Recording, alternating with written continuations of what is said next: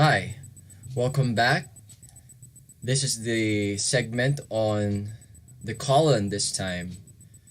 If you have not yet viewed the one for the semicolon, I suggest you find that video and watch it first before proceeding because this segment is connected to that.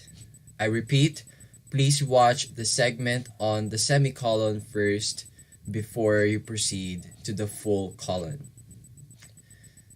Now, okay, we use this primarily for enumerating a list of items that follows an independent clause.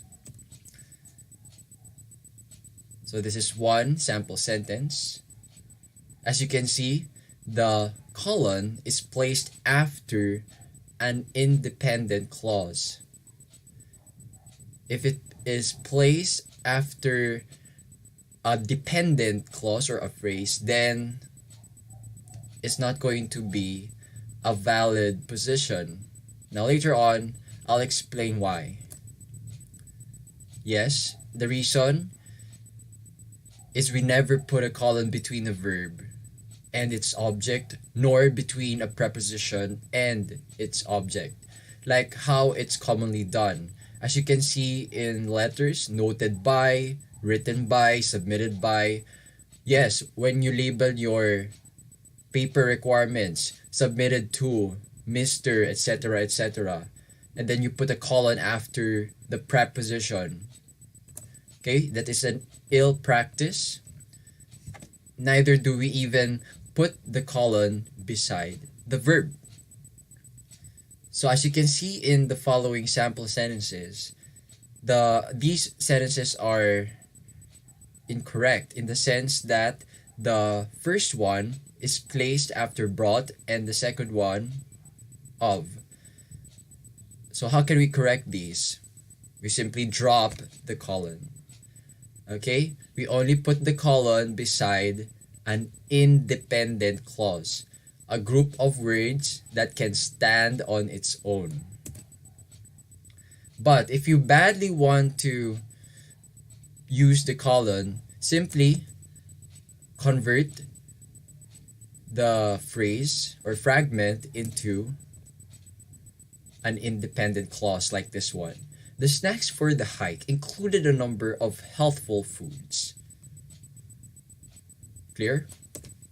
Colons may also be used to introduce formal or lengthy quotations. This will be very useful especially when you quote from certain materials when writing your researches. Like this one. The speaker on the health foods stated. Now, if it's a long quote, it's appropriate this time to use the colon instead of simply the comma. Now, how long is long?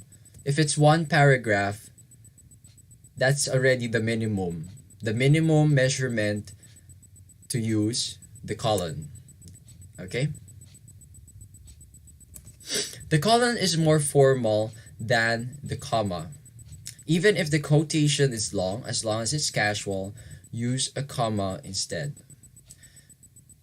The criterion lies in formality, not in length though. If you're introducing an informal quote like, my mother called out, I want one more item, get me the clue, I need it for the scrapbook, we simply use the comma.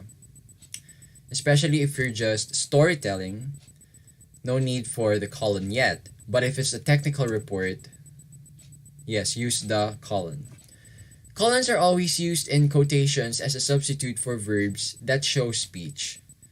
If you observe in some storybooks, when the writer reports what one character states, the writer sometimes leaves out words like said, explained, announced, shouted, cried.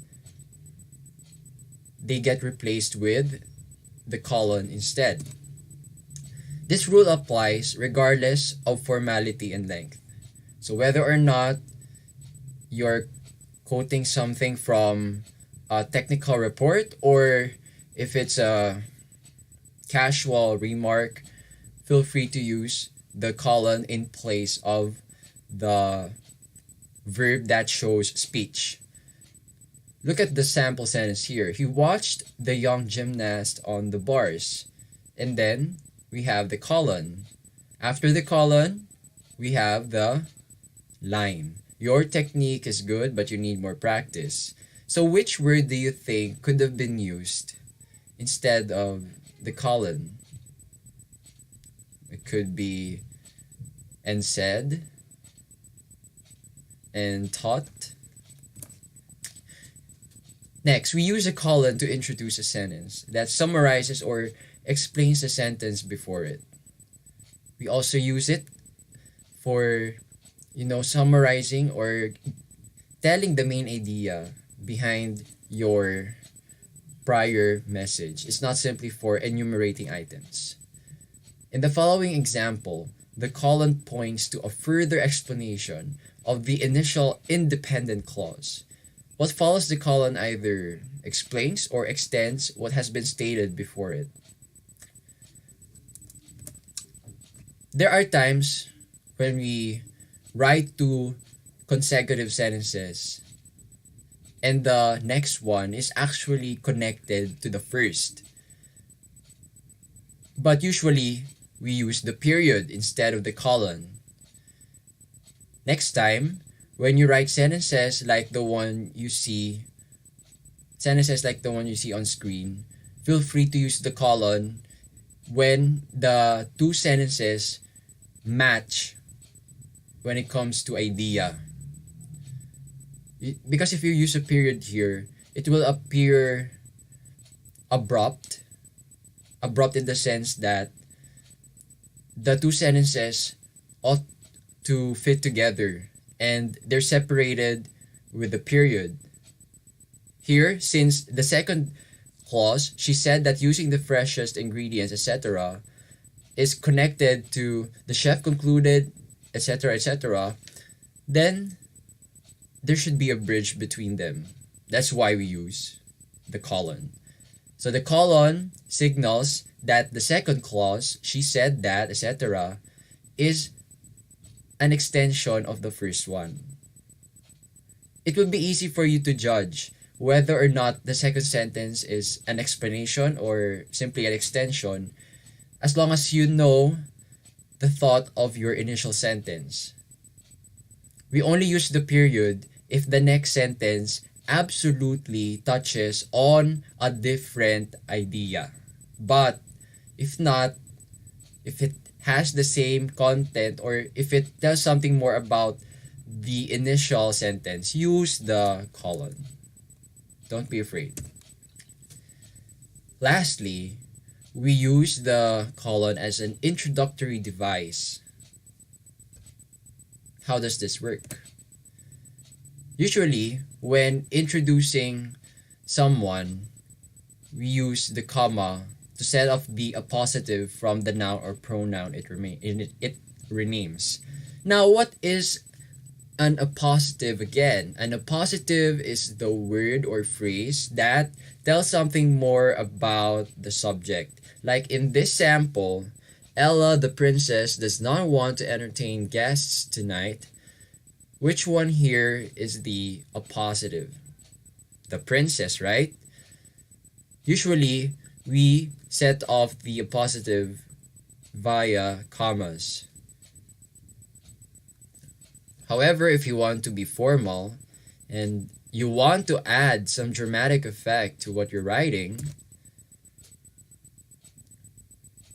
we use the colon. It's like emceeing. Tonight, we present a well-known and talented chef, Julia Child. This is how it's supposed to be written on the MC's manuscript. Instead of a comma, the colon is used before writing the name.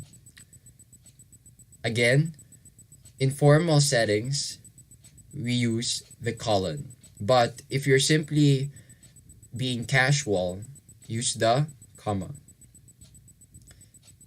When you're reading this out loud, notice that there's more pause time compared to the comma. Maybe about 1 second longer. 1 or 1.5 seconds longer. Here are the special writing situations in which the colon may be used. I think this is well practiced already.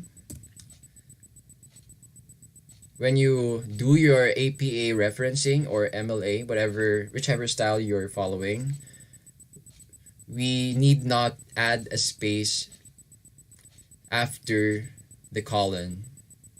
You can just write volume and then colon, immediately the page number. This is for periodicals. Biblical references too, or other holy books. Subtitles. Now for subtitles, this is a different case. You add a space before writing the subtitle, an answer to rising food costs. Salutations in business letters. Soon, you'll be writing to people with high positions in certain companies. To address them properly, you use the colon instead of just the comma. We use the comma for personal letters, but for business ones, we use the colon. Yes, like what I sometimes do on my Edmodo posts, I use a colon after labels like reminder, note, warning, caution, etc. And again, we add a space after the colon.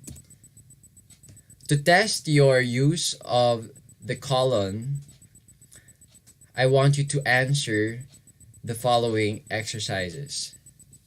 Again, the links are found in the description below for easier access.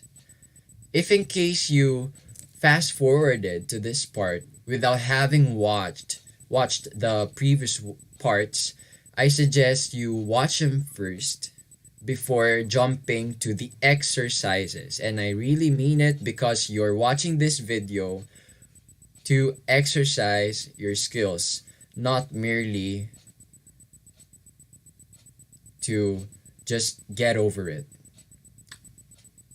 Okay, this has been the segment for the use of the full colon. Stay tuned for the next punctuation mark. Ta-da for now.